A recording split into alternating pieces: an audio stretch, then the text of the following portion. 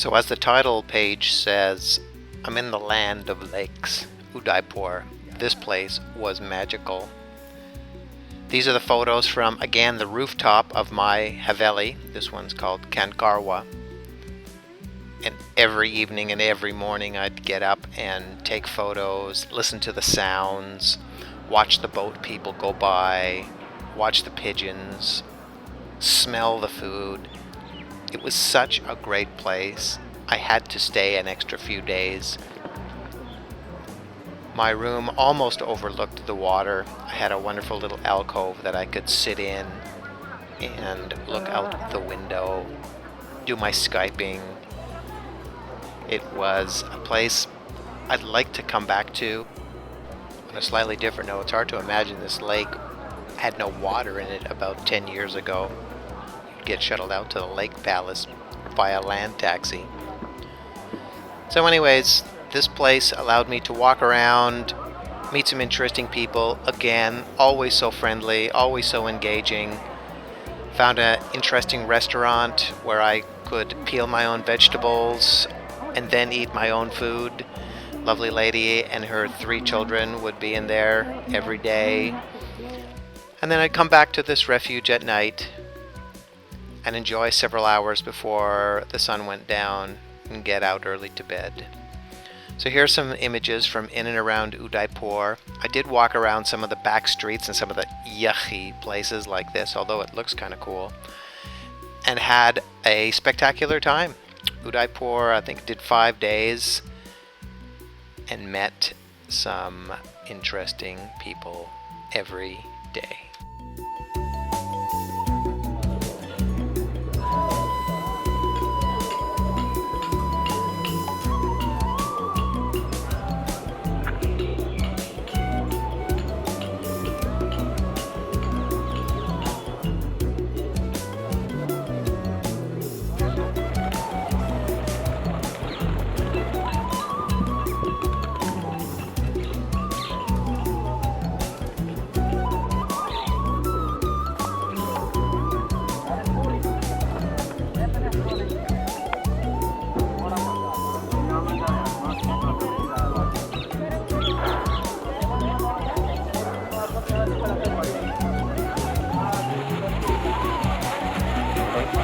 Morning.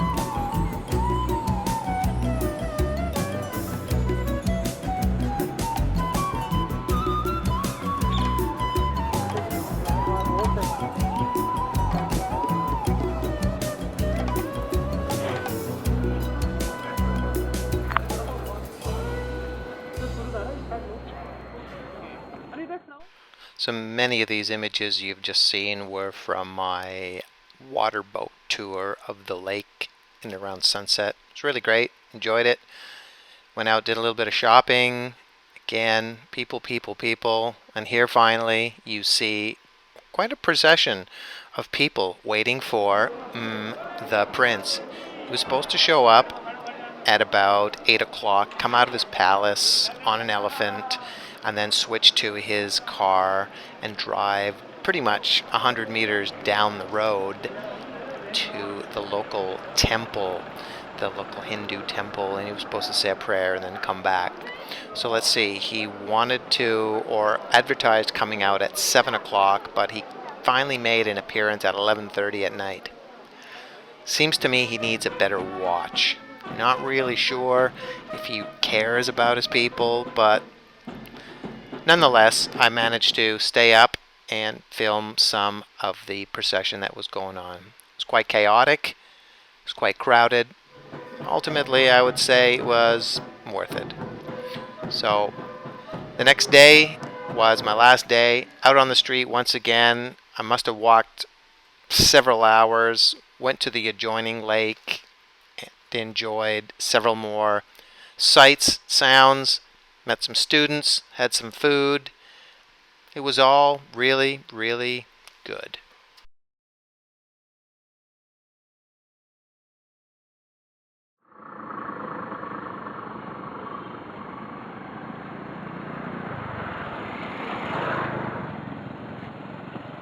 If there's one thing that's a little bit different, actually a lot different, is the never-ending sights, sounds, smells of this eclectic country.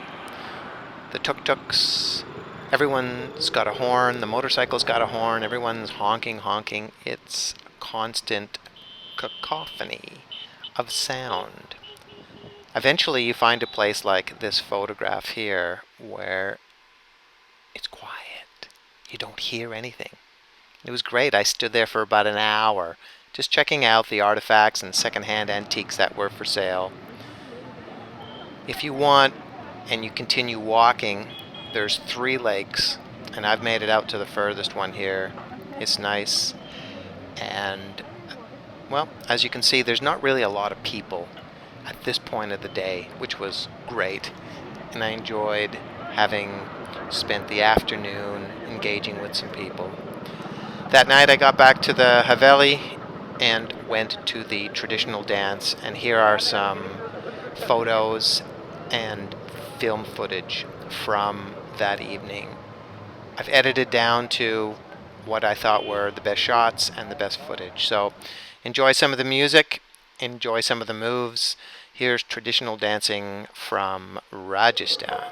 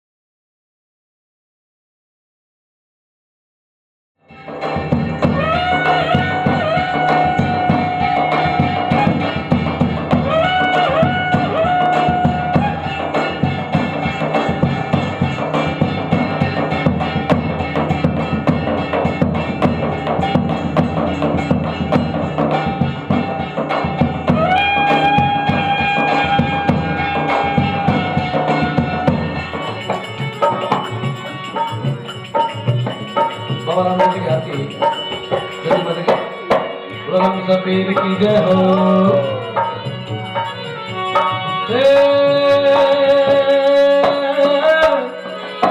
Arun तेरा दुनिया दीवान की रखना मता तेरा तेरा लाल तेरा प्रतार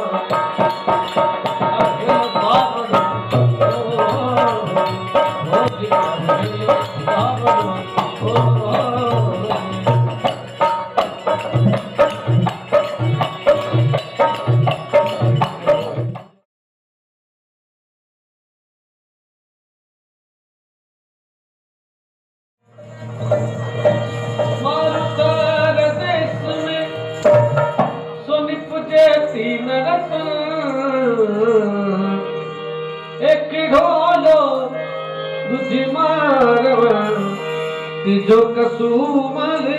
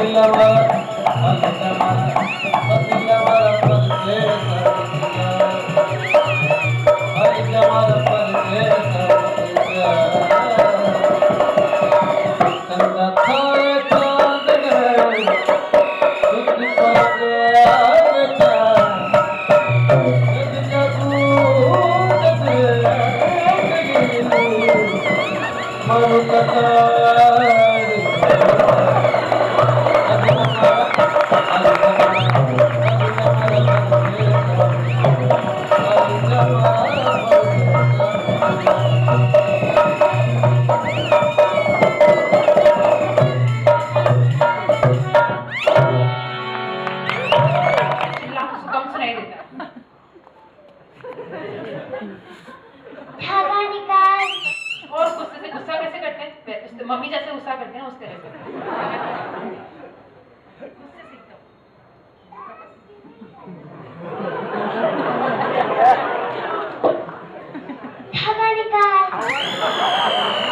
Okay, now try to take out the thread. इधर आओ, उससे धागा निकालो.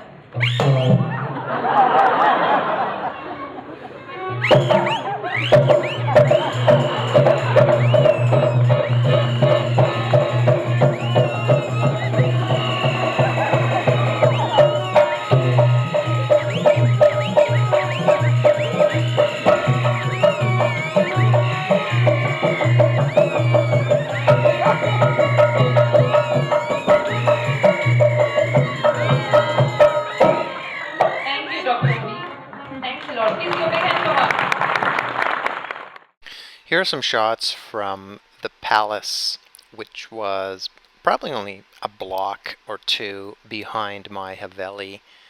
I managed to get into some of the more private rooms, having met one of the managers. Yeah, it would be really great to come here as a guest in the hotel, but I don't think the royal family would really like it. Went out to take a look at the museum within. It had these cool geometric symbols, which go back quite a ways. Can't figure out exactly what they are, but I think some people do. Here's some upcoming photos and videos of a day trip we took out to Chittagong Fort and a Jain temple called Ranakpur, probably nicer than the Taj Mahal. Here's Peter and Mary from Australia, getting whipped up, pushing the water, feeding the cows. That's our taxi driver. We had him for the entire day. So we stopped at Chittagong Fort first. It only has a 12-mile wall that surrounds it. Spent a few hours there and then drove on to the Jain temple. Now this Jain temple, you're going to see it, it's brilliant. It will have carved pillars. I think there's about 1,000 of them, all individually carved. Amazing. We stopped along the way, a few places. Here they are making sugar water from cane. The girl's running it through the grinder there at the back, and she's got to beat the cows once in a while because they like to stop. That's Grandma there cleaning off the bark. That's probably your sister doing some manual work. Everyone's chipping in and boiling down the sugar. It's a day-to-day job. It's peasant life in the village. Not exactly what you'd say thrilling, but it's just the way it is. In any event, here comes Chittagong Castle and the Jain Temple. Really awesome places, and there are many of them in India.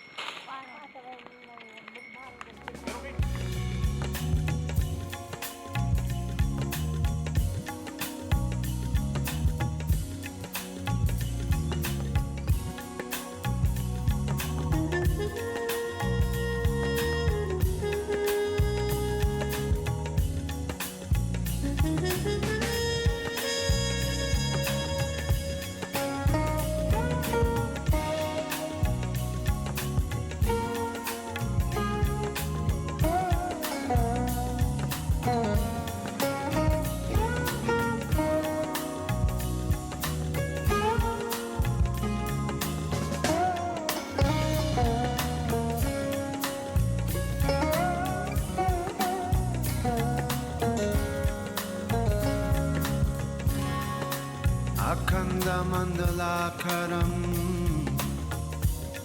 व्याप्तं येन चराचरं तत्पदं दर्शितं येन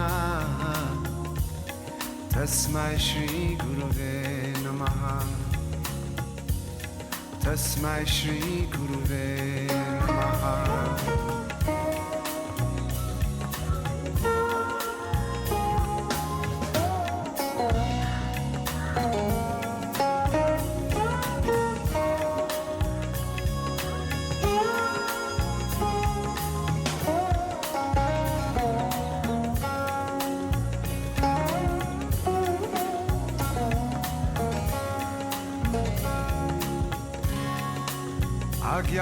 अज्ञानतिमिरान्धस्य ज्ञानाञ्जनां शलाकया चक्षुरुन्मिलितं येन तस्मै श्रीगुरुवे नमः तस्मै श्रीगुरुवे नमः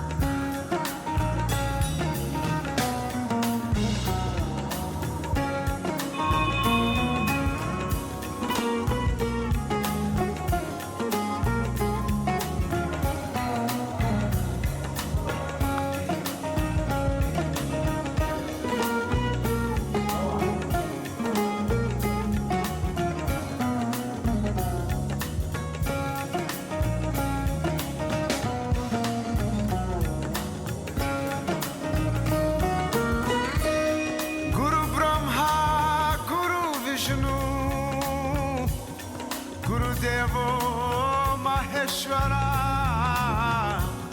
Guru Sakshat Para Brahma Tasmai Shri Guruve Namaha Tasmai Shri Guruve Namaha Tasmai Shri Guruve Namaha